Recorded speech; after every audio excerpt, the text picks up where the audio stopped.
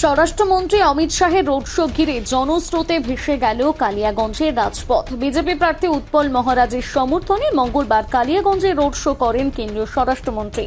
নির্ধারিত সময় প্রায় 2 ঘন্টা পরে দুপুরে 1:30 নাগাদ কালিয়াগঞ্জের আকাশে তার হেলিকপ্টার দেখা যেতে উচ্ছ্বাসে ফেটে পড়েন রাস্তার দুপাশে অপেক্ষারত বিজেপির কর্মী সমর্থকেরা।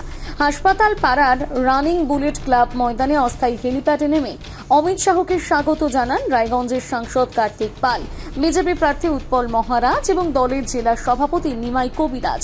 সেখান থেকে সড়কপথে স্বরাষ্ট্রমন্ত্রীর কনভয় পৌঁছয় সুকান্ত মোড়ে। সুকান্ত মোড় থেকে বিবেকানন্দ মোড় পর্যন্ত হুটখোলা গাড়িতে রোড শো করেন তিনি। ঢাকের বাদ্য, গেরুয়া বেলুন ও দলীয় পতাকায় সজ্জিত এই রোড শোকে ঘিরে কালিয়াগঞ্জের মূল সড়ক জনপ্লাবনে ভরে ওঠে। রোড শোকে কেন্দ্র করে কালিয়াগঞ্জে কড়া নিরাপত্তা ব্যবস্থা গ্রহণ করা হয়। অস্থায়ী হেলিপ্যাড থেকে রোড শোর পুরো রুট জুড়ে মোতায়েন ছিল পুলিশ ও কেন্দ্রীয় বাহিনী। এই বিষয়ে বিজেপির সাংসদ কার্তিক চন্দ্র পাল জানান,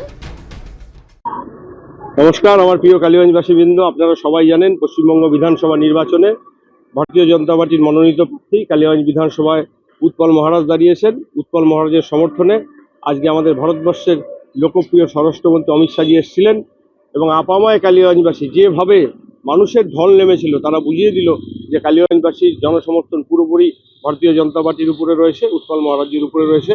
আজকে যারা যারা এই র্যালিতে অংশগ্রহণ করেছেন বা যারা পাশে দাঁড়িয়েছিলেন ভারতীয় জনতা পার্টির পক্ষ থেকে আমি সবাইকে শুভেচ্ছা নমস্কার জানাই এবং তার সাথে সাথে আমি সবাইকে অনুরোধ করব, আসুন পরিবর্তনের সাথে পাল্টানো দরকার চাই বিজেপি সরকার, এই মন্ত্রকে আমরা একসাথে রেখে আমরা সবাই মিলে আমাদের বিধানসভার প্রার্থী উৎপল মহারাজকে বিপুল ভোটে জয়ী করবেন এই আবেদন আমি রাখি। প্রচারের এখনো অনেক কয়টা দিন বাকি আছে, আরো কি কালিয়াগঞ্জে কেউ আসছে?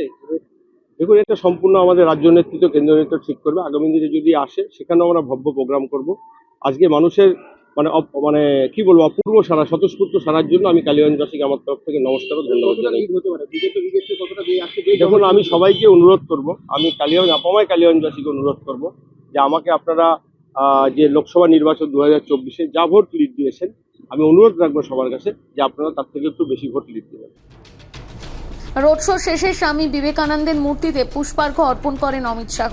এরপর সেখান থেকে হেলিকপ্টারে করে গঙ্গারামপুরের উদ্দেশ্যে রওনা দেন তিনি। উত্তর দিনাজপুর থেকে বিশেষ প্রতিবেদন, নিউজ টুডে।